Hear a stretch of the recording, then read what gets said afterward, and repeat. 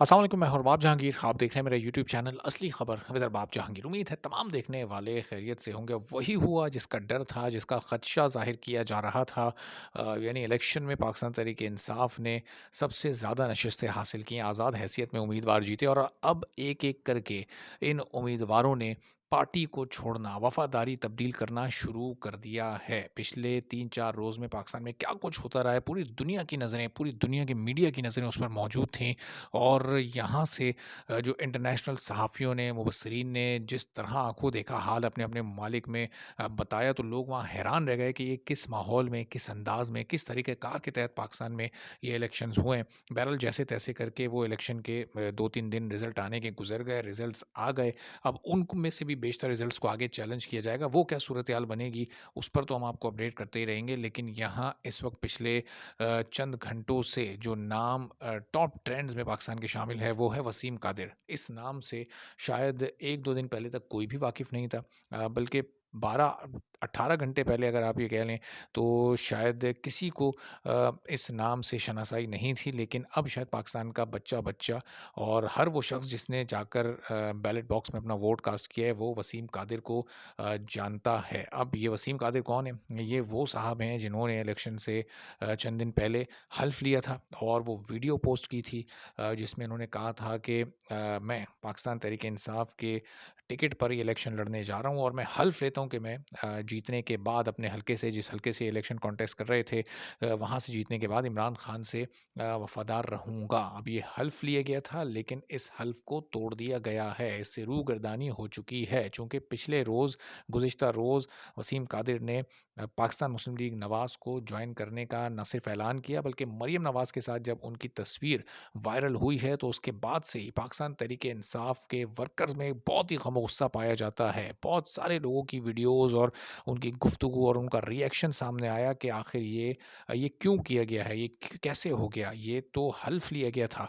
अब जाहिर है कि उस हल्फ को क्यों तोड़ा गया है, ये तो वसीम कादिर खुद ही बता सकेंगे। और आज कोशिश भी होगी कि शाम में जब प्रोग्राम मैं करूँ अपना 8 बजे तज्ज़िया, तो उसमें वसीम कादिर को उनसे बात हो सके, और अगर वो आएँ उनसे राब्ता करने की कोशिश तो की जाएगी। और जो लोग ये वीडियो 8 बजे के बाद देख रहे होंगे, तो उनको पता चल चुका होगा कि वो आते हैं या नहीं आते और उनसे क्या बात होती है।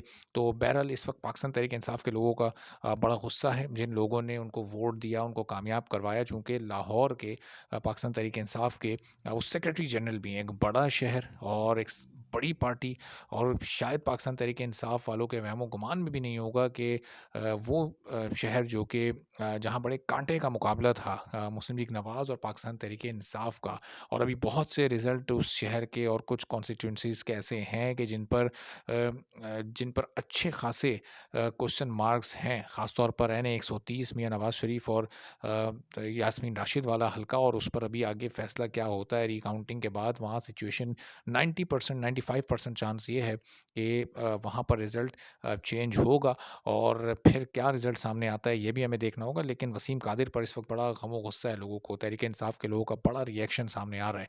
और ये पूरी सूरत-ए-हाल इंटरनेशनल मीडिया भी इस वक्त मॉनिटर कर रहा है, और देखा जा रहा है पूरी दुनिया में कि आखिर ये क्या हो रहा है, कि किस तरह से ये आज़ाद लोग कामयाब हुए। और अब तमाम पार्टियाँ ये कोशिश कर रही हैं कि इनको किसी तरह खींच कर अपनी तरफ लाया जाए और इनको हुकूमत ना बनाने दी जाए, जबकि सबसे ज़्यादा नंबर्स इन्होंने हासिल किए हैं।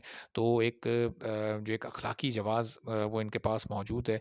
और इलेक्शन कैंपेन्स में उससे पहले हर सियासी जमात ये कह रही थी कि जिसकी भी सबसे ज़्यादा नशस्तें आएँगी, तो उसके पास ये मैंडेट होगा, उसको ये इख्तियार हासिल होगा कि वो हुकूमत बनाने की कोशिश करे। लेकिन अब जो माइनॉरिटी पार्टीज़ हैं, यानी जिनकी सीट्स कम आई हैं, उन तमाम पार्टीज़ ने आपस में राब्ते करने शुरू कर दिए। और जिस पार्टी की सीट सबसे ज़्यादा आई हैं, ज़ाहिर है कि वो चूँकि एक निशान पर इलेक्शन नहीं लड़ सकी, तो वो अब ऐसा लग रहा है कि शायद उसे अपोज़िशन में बैठना पड़े, लेकिन उससे पहले अपने लोगों को इंटैक्ट रखना होगा। अब हुकूमत में आने के लिए जो भी स्ट्रैटेजी बनाई गई है, और जिस स्ट्रैटेजी का आज किसी भी वक्त ऐलान हो जाएगा, हो सकता है ये वीडियो आप तक पहुँचने तक वो ऐलान हो भी चुका हो कि आगे पाकिस्तान तहरीक इंसाफ का अब लाहे अमल क्या होगा। लेकिन उससे पहले शदीद ज़रूरत है कि अपने तमाम लोगों को इंटैक्ट रखा जा सके। अब कोई गारंटी नहीं है कि जब तक ये वीडियो आप तक पहुँचे तो वसीम कादिर के पीछे और कई आज़ाद लोग जो कि पाकिस्तान तहरीक-ए-इंसाफ की हिमायत से कामयाब हुए हैं, तो वो भी पाकिस्तान मुस्लिम लीग नवाज़ या पाकिस्तान पीपल्स पार्टी या किसी और